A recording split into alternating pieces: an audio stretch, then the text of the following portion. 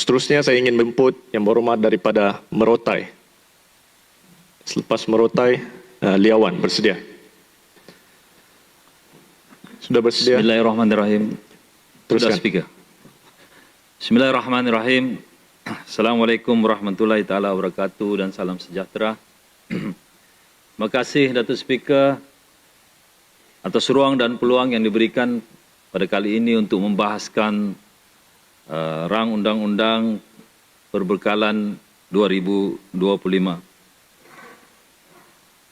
Saya ingin mengucapkan jutaan terima kasih kepada kerajaan negeri kerana memberi bantuan khas kepada seluruh penjawat awam negeri sebanyak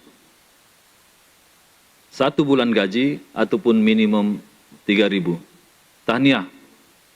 Saya ucapkan juga tahniah kepada semua penjawat awam. Mudah-mudahan bantuan khas ini dapat memberikan motivasi, galakan kepada semua penjawat awam untuk terus berkhidmat dengan penuh amanah, penuh dedikasi dan penuh tanggungjawab. Datuk Speaker, saya juga menyambut baik pengumuman program Sentuhan Kasih Rakyat dengan bantuan khas RM300 sebulan selama setahun pada golongan miskin dan miskin tegar. Kita sudah maklum bahawa rakyat kita di bawah, di akar umbi, sekarang berdepan dengan masalah kenaikan harga barang, kenaikan kos hidup rakyat pada masa ini. Jadi bantuan-bantuan ini sangat bermakna kepada mereka semua. Tapi Datuk Speaker, saya juga sebenarnya keliru sebab yang diumumkan oleh Yang Berhormat Menteri Kewangan ada menyatakan bahawa sebanyak 358.5 juta bantuan program Sentuhan Kasih Rakyat, yaitu sebanyak 3.600 setahun, Datuk Speaker. Jadi bila saya kira puratannya ada lebih kurang 99.583 orang miskin dan miskin tegar. Tapi yang memuskilkan saya, Datuk Speaker, dari mana angka ini? Kedua, penyataan daripada Yang Amat Berhormat Ketua Menteri pada 13 Ogos kalau tidak silap saya, menyatakan bahawa kerajaan negeri telah pun menoktahkan kemiskinan. Sudah tidak ada miskin tegar. Tetapi kalau dilihat daripada kenyataan Yang Berhormat Menteri Kewangan, Saudara Rafizi Ramli menyatakan bahawa 38% isi rumah miskin tegar di Sabah adalah 38% isi rumah miskin tegar adalah berada di Sabah. Ya. Kalau kita lihat sebanyak 18.445 isi rumah di Malaysia miskin tegar dan 38% adalah daripada negeri Sabah, yaitu sebanyak 6.937. Jadi saya ingin maklumat lanjut daripada sama ada daripada Menteri Kewangan ataupun daripada Yang Amat Berhormat Ketua Menteri, mana data yang sebenar miskin tegar. Kalau kenyataan-kenyataan tidak konsisten daripada kerajaan negeri, sekejap ada miskin tegar, sekejap tidak ada, hapus sudah miskin tegar, bagaimana untuk merancang untuk kepentingan-kepentingan rakyat di luar sana. Datuk Speaker, sebab saya merujuk kepada berita harian online di mana Ketua Menteri menyatakan, saya mengumumkan bahawa kita sudah berjaya menghapuskan miskin tegar di negeri ini pada 31 Julai. Tetapi dalam kenyataan daripada Menteri Kewangan semalam, miskin dan miskin tegar telah dikenal pasti. Jadi rakyat pun keliru, saya pun keliru, saya rasa ahli Dewan Undangan Negeri yang ada di dalam Dewan Yang Mulia ini pun keliru. Yang mana sebenarnya figure tersebut. Datuk Speaker, saya juga ingin membawa Datuk Speaker, kepada Yang berhormat mengatakan tadi semua keliru. Kecuali saya tidak keliru karena saya faham. Syabas. Jadi saya minta nanti penjelasan daripada yang berhormat Ketua Menteri dan yang berhormat Menteri Keuangan nanti. Terima kasih yang berhormat Kuamut, abangku. Datuk Speaker, selain daripada itu, saya juga ingin menyuruh kerajaan, walaupun kita mempunyai hasil yang tinggi, ya, hasil yang tinggi yaitu punca pendapatan kita ada 3 sebenarnya, yaitu daripada royalti petroleum, kedua daripada cukai jualan minyak sawit, ketiga daripada cukai jualan negeri terhadap kepada produk petroleum yang mencapai berbilion ringgit. Saya ingin mengucapkan sebenarnya terima kasih sekali lagi kepada Senalang lah. Sebab usaha Senalang untuk memperkenalkan ataupun melaksanakan cukai jualan tersebut pada 1 April 2020 sehingga kan hari ini kerajaan dapat hasil yang banyak, dapat memberikan insentif-insentif yang banyak kepada rakyat negeri Sabah. Datuk Speaker, saya juga ingin menyuruh kepada kerajaan negeri Sabah supaya menjalankan perbelanjaan berhemah. Apa yang saya lihat, Datuk Speaker, ada di beberapa tempat,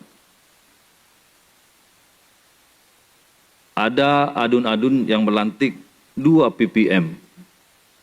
Kalau saya boleh sebut, saya rasa kalau saya salah, mohon dibetulkan, Datuk Speaker. Kedamaian, Inanam, Likas, Api-Api, Luyang, Limbahau, Tanjung Papat, Kunak. Semua ini melantik 2 ppm. Apa asas kita untuk melantik 2 ppm yang tidak pernah dibuat sebelum ini? Ini adalah satu pembaziran kepada duit rakyat. Begitu juga seperti yang disebutkan dalam video Kemabung, dia ada menyatakan bahawa dia dilantik sebagai pengerusi, juga sebagai bertaraf menteri. Ini juga adalah satu pembaziran memberi tekanan kewangan kepada GLC. Datuk Speaker. Ya, sila. Bagaimana pula dengan perlantikan 2 JPKK dalam satu kampung? JKK yang dilantik oleh kerajaan negeri dan JPKK yang dilantik oleh pihak persekutuan melalui parti tertentu. Apakah itu satu pembaziran? Baik, saya jelaskan. Untuk makluman yang berhormat Kuamut, ya, perlantikan JPKK negeri dengan JKDM saya rasa berbeza. Sebab mungkin di pihak pentadbiran negeri Sabah berbeza dengan pentadbiran di federal. Boleh? Datuk Speaker, bukan itu saja, Datuk Speaker. Boleh minta lawan sahab dia ada sabut tadi kemarin. Boleh, YB Kemabung. Sila. Terima kasih sahabat. Tadi beliau ada menyentuh mungkin pasal itu video lah itu. Wasting my time. Ini pun wasting my time juga mau jawab. Tapi tidak apalah, saya jawab. Saya pikir ini perhatikan taraf menteri sebenarnya adalah fasilitas saja kepada seorang wakil rakyat yang pernah memegang jabatan menteri. Dan senior, itulah tujuan dia. Terima kasih penjelasan daripada. Sebenarnya ini di pohon dan tengok kita layak dan dilantik lah. Ada kelayakan. Ya, terima kasih daripada yang berhormat Merotai. Kemabung. Peringatan 5 menit lagi ada. Ya, terima kasih yang berhormat. Saya diganggu dan speaker tambahlah sikit. Terima kasih yang berhormat Kemabung. Ya, saya pasti mungkin itu adalah penghargaan kepada seperti mana yang berhormat Kemabung nyatakan tadi, tetapi ia juga mungkin memberikan beban kewangan sebab mungkin bertaraf menteri ada allowance tertentu, gaji dan sebagainya juga akan diterima oleh pengurusi-pengurusi yang bertaraf menteri, ya. termasuk pengurusi khazanah kalau tidak Tidak, Tuan silap. Speaker, macam ni. Apabila gaji taraf menteri itu dapat, pengurusi SITKO sudah tidak ada dapat gaji. Dia Iyalah, satu saja. betul. Dapat satu saja. Ya betul. Sebab pengurusi Setko, pengurusi khazanah mungkin 5-6 ribu, 7 ribu. Tetapi kalau menteri ikut gaji menteri. Juga dibayar oleh. Sekarang ini, kalau kena lantik pengurusi 5.000, 6.000, siapa yang mau? Itu Tak kerja. apalah, Datuk Bagaimana? Speaker. Tak apalah. Yang berhormat. Saya faham, Yang berhormat. saya faham. Itu makanan satu bakul pun tidak cukup. Ya, saya faham. Yang berhormat. Speaker. Can we close the case now? Boleh. Yang penting yang Sambil berhormat kepada- Kemabung close the case. Ini jawatan. Carry on sama ini Apa mau pembahasan dibincang-bincang? perbelanjaan. Mau dibincang pasal jawatan. Ini perkara biasa dari dulu pun macam tu. Tidak. Kenapa Dari ini dulu dibawa- tiada. dibawa di sini? Dulu tiada. Dulu zaman kami tidak. Datuk Speaker, okeylah Datuk Speaker. Zaman kamu tidak ada karena tidak ada kemampuan. Ya. IJRS ini ada kemampuan. Baik. Okey, terima kasih. Point Baik. noted. Ya, yang Merotai, penting, teruskan. yang penting sekarang Datuk Speaker, Kemabung telah pun mengesahkan bahawa gaji pengurusi JLC tidak cukup dan perlu gaji seperti mana yang menteri dapat. Okey, terima kasih yang berhormat Kemabung. Datuk Speaker, saya juga merujuk kepada buku Anggaran Belanjawan Negeri Sabah 2025, yaitu dalam program 150000, yaitu kegiatan-kegiatan akbar dan penerbitan di aktiviti 15010 kod 29000.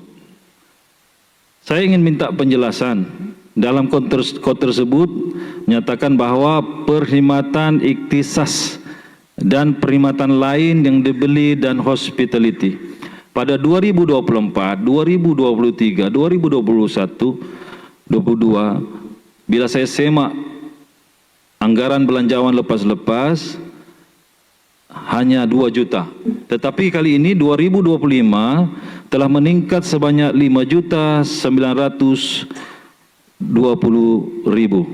Jadi kepada 7.920.000. Saya ingin tanya kepada yang berhormat Menteri Keuangan dan minta penjelasan secara terperinci apa ini? Ya, apa kegunaan peningkatan ini? Sama ada beli barang atau sebagainya, ataupun untuk melantik syarikat-syarikat yang mengendalikan portal, blogger, cyber trooper dan sebagainya. Ini saya minta penjelasan. Saya tidak menuduh, tapi saya mau minta details ini supaya saya dapat faham dan semua ahli dewan ini dapat faham ke mana duit ini dibelanjakan. Datuk Speaker, selain daripada itu Datuk Speaker, saya ingin berterima kasih kepada Yang Amat Berhormat Ketua Menteri kerana telah pun memberikan statement bahawa akan terus bekerjasama dengan pihak SPRM sekiranya diperlukan. Datuk Speaker, apa yang saya inginkan adalah satu kemakmuran kepada rakyat Sabah. Dulu hasil kita bergantung kepada kayu balak dulu. Datuk Speaker. Dan saya juga mendapat beasiswa kerajaan negeri Sabah, Yayasan Sabah dulu. Semasa saya berada di universiti. Jadi hari ini kayu balak sudah kurang. Hasil kayu balak pun sudah kurang. Kalau kita bergantung kepada gas dan minyak, saya yakin akan datang gas dan minyak juga akan habis. Jadi apa yang tinggal untuk rakyat negeri Sabah, untuk kita bangunkan negeri Sabah adalah mineral yang ada di perut bumi Sabah yang cukup bernilai, mungkin berbilion-bilion ringgit. Kita ada emas, kita ada rang batu, kita ada nikel. Tapi Datuk Speaker, kalau kita tidak dapat mengendalikan mineral-mineral ini dengan baik, dengan bijaksana, akhirnya rakyat Sabah juga yang tidak dapat manfaatnya. Kalau kita lihat Datuk Speaker, sebelum ini ada emas di Balung sana. Yang kita dapat cuma 5%. Kalau dia dapat 100 juta, kita dapat royalti cuma 5 juta. Kalau saya tengok daripada buku ini, tahun ini kita dapat 10,5 juta royalti. Datuk Speaker, kalaulah kesilapan yang lama kita buat lagi, kita akan dapat benda yang sama juga. Mungkin 5%, sedikit sangat. Saya mintalah kepada kerajaan negeri, mineral-mineral ini diberikanlah kepada GLC, khususnya Yayasan Sabah. Kalau kita berikan mandat kepada GLC dan Yayasan Sabah ini, saya yakin kita bukan saja dapat royalti, kita juga dapat keuntungan daripada operasi perlombongan tersebut. Kita juga dapat dividen daripada hasil keuntungan operasi perlombongan tersebut. Jadi hasilnya kembali kepada negeri. Bila negeri dapat bagi insentif kepada rakyat, beasiswa dan sebagainya, saya yakin ini adalah lebih baik daripada kita bagi kepada syarikat-syarikat yang entah dari mana, tidak tahu dari mana. Akhirnya, apa yang berlaku hari ini? Berebut-rebut. Apa yang didedahkan di media sosial, didedahkan oleh mantan CEO, cukup menyedihkan, Datuk Speaker. Amanah ini kita pegang, ada 73 adun di dalam dewan ini yang telah dipilih, ditambah lagi 6 adun yang telah pun dilantik, ditambah 3 speaker, kita semua bertanggung jawab, Datuk Speaker. Tapi kalau inilah juga yang menjadi perebutan antara semua, saya yakin Sabah ini beginilah seterusnya. Beginilah sampai bila pun. Boleh bagi laluan siap. Dapat ya, cukuplah, mau habis sudah. Nanti Tidak, sebab disebut tadi nanti ada Yayasan nanti Sabah. Disebut Yayasan Sabah. Tidak sudah, jadi saya sebut. Minta maaf lah. Nah, saya menyokong ini. Minta maaf, tidak payahlah sokong pun nanti di dalam ucapan. Okey. Biar saya habis. Saya ni tersentuh sudah ni. Mau kasih habis sudah ni. Sila gulung yang berhormat, 2 minit. Datuk Speaker, sekali lagi lah Datuk Speaker, saya ingin menyerulah kepada Yang Amat Berhormat Ketua Menteri, berilah transparansi, berilah kejujuran. Nyatakanlah dalam Dewan yang mulia ini, kalau betul tidak ada salah laku, salah guna kuasa, nyatakan dalam Dewan ini dengan jelas, siapa syarikat yang telah diluluskan, berapa, di daerah mana, di kawasan mana, dan siapa yang meluluskan. Sama ada CEO SMM, ataupun Yang Amat Berhormat Ketua Menteri selaku pengerusi SMM, ataupun board of director ahli lembaga pengarah yang berada dalam mesyuarat itu. Rakyat semua ingin tahu, ini ada hasil kita yang akan kita guna nanti pada masa akan datang untuk anak cucu kita, Datuk Speaker. Saya rasa, Datuk Speaker, cukuplah. Saya rasa semua orang pun sudah paham. Apalah aspirasi kita, apalah aspirasi anak muda di luar, apalah tanggapan mereka. Saya juga malu, Datuk Speaker, kadang-kadang orang cakap, semua YB ini sama. Sedangkan kami ini tidak ada kuasa. Kami ini YB Pembangkang. Point of order, Peraturan Tetap 431. Silakan. Seseorang yang berucap itu haruslah menuju kepada topik yang dibincangkan dalam Dewan, yaitu perbahasan. Baik, Perbakalan. saya jelaskan. Mineral ini adalah hasil yang berhormat ke Mabung. Merotai. YB Merotai. Kemabung duduk. Kemabung Ya. duduk. Saya sudah baca tadi speaker, dia kejujuran kepada Ketua Menteri, seolah-olah ini dia ada sangkaan. Okey, duduk. Apa adakah Ketua Menteri Biar saya jelaskan. Adakah Bukan Yang Berhormat tidak jujur?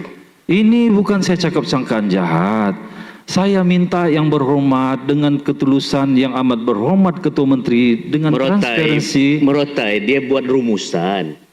Merotai sebenarnya buat rumusan. Tidak, saya minta Rumusan tadi. Merotai ini mengatakan seolah-olah mineral ini tidak diatur dengan betul dan disebut juga Yayasan Sabah. Saya bagi pengetahuan, apabila kita meluluskan untuk konsesi Yang berhormat, contohnya silika. Speaker, Boleh, saya rasa Speaker, tiada sebab dia buat kaitan dengan rumusan, ini, Speaker. Speaker. Apa yang mesti saya bagi nyatakan semua explanation. ini berkenaan Kenapa semua dia buat hasil. rumusan? Yayasan Sabah pun hasil kerajaan negeri. Sebab itu saya Daripada cakap kayu kena balak, cek. mineral Kita pun punya hasil fakta, kerajaan kena cek lah negeri. dulu Merotai. Hasil Janganlah kerajaan negeri. Saya sudah cakap tadi.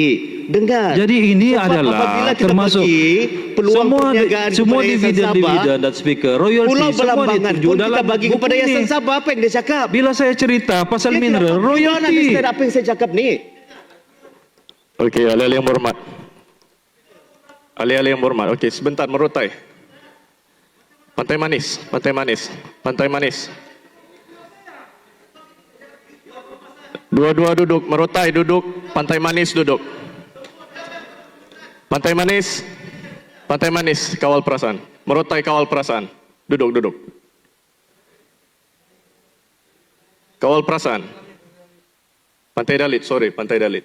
Terima kasih. Boleh saya teruskan, Dr. Speaker? Merotai kalau mau teruskan, teruskan kepada penggulungan. Saya teruskan dan jangan saya sentuh lagi. Saya teruskan dan saya gulung. Dr. Speaker. Teruskan, gulung, jangan sentuh lagi hal berkenaan mineral tersebut. Teruskan, Baik, baik, penggulungan. Dr. Speaker. Dr. Speaker, mineral ini disebut Merotai, duduk, duduk. royalty, Merotai. disebut berapa hasil kita.